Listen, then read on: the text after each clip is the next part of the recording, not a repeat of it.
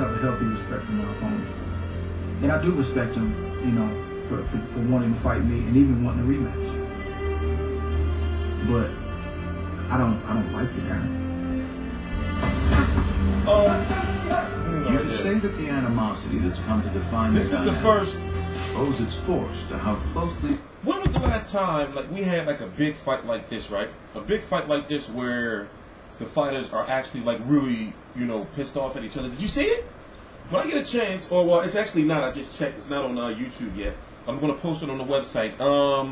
I've cleared up my schedule for the next couple of weeks to focus on videos and to you know, do my best to make sure, you know, I'm hyping shit for this fight.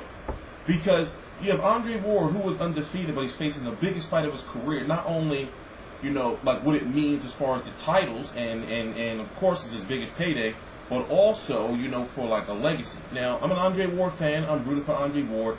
I'll keep it 100 with you. I had Andre Ward winning. However, I can completely understand, and I've watched the fight dozens of times, how people have Kovalev winning. I can see it. You know, I'm one of those people that I scored the fight.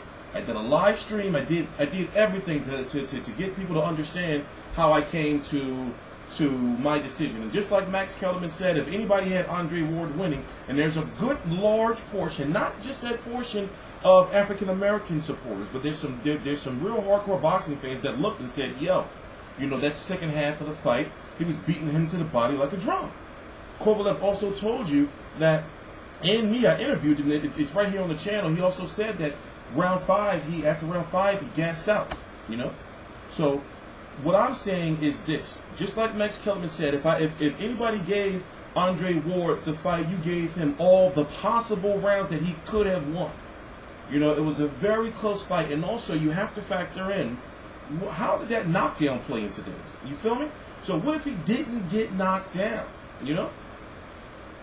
I can understand, you know, where you guys are coming from.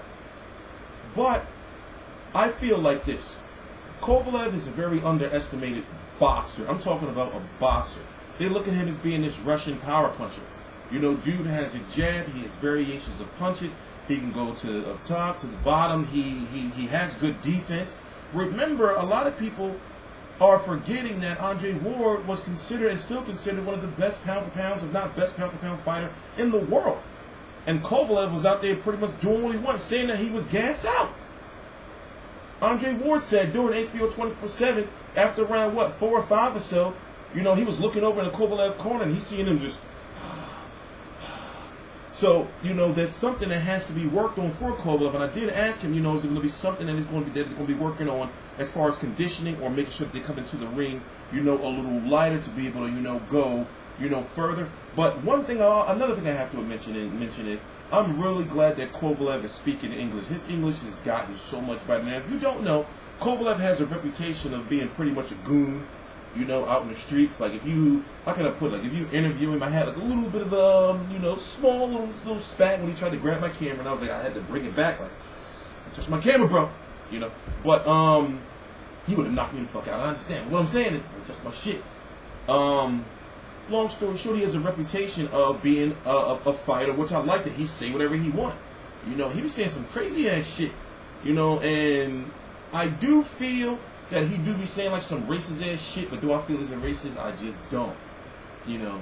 And I do feel that he's racially insensitive as fuck with the whole, I put it this way, when he did the whole Adonis Stevenson monkey thing, I don't think he looked at it like, ha ha ha, you know, like, you know, nigger monkey, you know. I thought he looked at it like, oh look, Adonis Stevenson fucking goddamn black ass, you know, he ducking me, he's a monkey. But not like, I don't know, but it's just still, you should know better.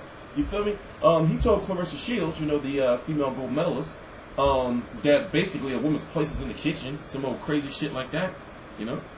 And also, he's always saying motherfucker, and you know, we've learned that he has a drinking issue, or a rumored drinking issue. And I've heard about this over 2 years ago, when they were talking about 3 years ago, around Hopkins versus Kovalev, when they were talking about him possibly, you know, before that fight came to be announced, they were talking about him possibly moving up to cruiserweight, testing the waters up there because of the weight and possible issues with vodka. It's like this.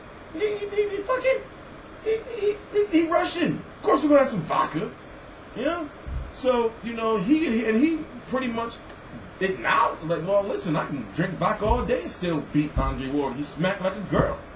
You know, so when have we seen a fight like of this level where there's like real genuine animosity? And you could say Chavez versus Canelo versus Chavez, but this is different, you know, and this is a rematch off of a close fight where a lot of fans felt, you know, that their man won.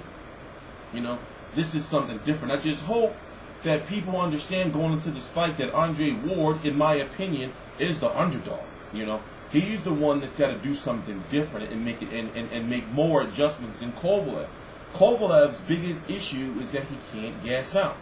You know, is that he has to be, you know, ready. But see, somebody like Andre Ward, who hasn't lost since he was 12 years old, by the way, somebody like Andre Ward, with his mental ring IQ that we've seen, he knows how to adjust. You know, so what I'm interested to see what adjustments Andre Ward is going to make sure he secures this win. I've noticed during the build-up, and it was a 3-day press tour. It was grueling for me because all I was doing, you know, was editing videos. Where each and every face-off that they had, face-off stare down at the end of the press conference, he would just stand there. You know, Kovalev would look away. People saying, "Oh, Kovalev is, you know, is scared of Andre Ward." And I'm looking like Kovalev is like, "Man, fuck you, I'm gonna beat you the fuck up on June 17th." And you got Ward just standing there looking at him like, you know, he made sure to never be the first one to turn away. You know, and also what he's been talking during his press conference is, you know, like real confident, like, yo, I'm going to, you know, like this is going to be different this time. You know, I understand the mistakes I made, but when I get in there, I'm going to box your fucking head off. And also somewhat insinuated, even Jay Prince has said, he's the manager of Ward, is that, you know, they're going for the knockout. You know, Sergey Kovalev, that's what Jay Prince called him, Sergio. You know, so they're going for the knockout. So can Andre Ward do it? I'm just saying. I was really upset, you know, when I heard the pay-per-view buys for this fight, because I was thinking to myself, like, well, wait a minute, man, how are you such hardcore boxing fans and this pay-per-view wasn't, you know, a massive success? Now, this one should be a success. This one should do at least, come on, man, this should do 200K. I understand people are pissed off about Canelo Chavez, and then this being the next HBO pay-per-view a month later after that, but it's like, goddamn, you know, like, support the sport. And the people that don't support the sport are usually the ones that have all this shit to say about what fighters should and should not be making. You know, so that's just, you know, just ass backwards to me. I gotta check my chicken. I got a chicken upstairs at 11. So, you know, I'm going to continue this video for another 3 minutes. Also, what I want to address is there's been some controversy going on with John David Jackson, Jay Prince, the manager of Andre Ward, and Andre Ward, as far as John David Jackson possibly trying or tried to in the past reach out to Ward's team and like, yo, can I come over and be on your team? Now that's just like that's boxing, you know, shit. It's the best way I can explain it is, it's like if I got some bread laying around and we got a big fight coming up, right? And I'm a manager of a fighter, right? You want it's like an unwritten rule, I guess. You want to fuck with the other team. You want to fuck with the other king.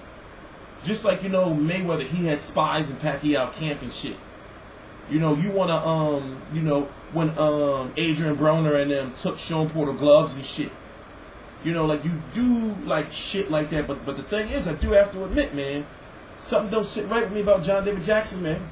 Something don't be sitting right with me, man. I don't know, man. So, you know, I don't put it past him. But at the same time, it's just like, okay, well, we've heard for quite some time that him and Kovalev have been having like some, you know, nothing's confirmed, but we heard some shit that they've been having, you know, like some issues. You know, what are those issues? We don't know. You know, so another question I asked Kovalev was he still going to be working with John David Jackson around that time where we didn't see Kovalev or Jackson together. You know, we've heard, you know, things about main events, you know, in the past. You know, it seems as though they're doing a lot better and they're doing good now.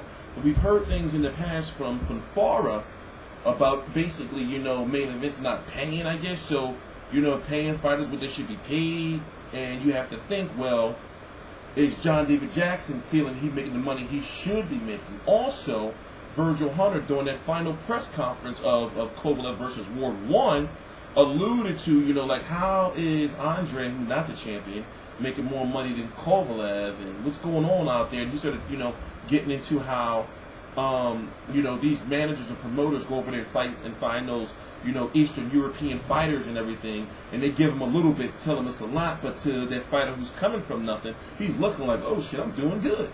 You know, so you give him $1 million, he's like $1 million, but in reality, you know, he's probably worth 5. I'm not saying anything. You know, that's not my place. I'm just giving you, you know, the landscape of how we got here.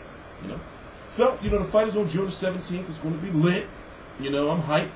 HBO 24/7. I do have to admit, a lot of the HBO 24/7s have been whack. You know, Canelo versus Chavez, that HBO fighting tradition. It wasn't HBO 24/7, but it just was under a different title. But this one, when you have two fighters that really, you know, genuinely don't like each other, you know, there's real deep animosity there, because Andre Ward, in the back of his head, I think it really bothers him that, damn, people say I didn't beat him. You know, and a lot of people were assuming that he wasn't going to take this rematch because he doesn't seem the type of guy that spends a lot of money, you know, and he has a nice family foundation from what we see. You know, remember, you can never know what's going on in these people's lives. You know, so he seems like one of them dudes that he can be happy off the money that he has. Now, it is a lot of money. You know, depending on what makes you happy or not. You get free Jordan gear for the rest of your life, exclusive shit too.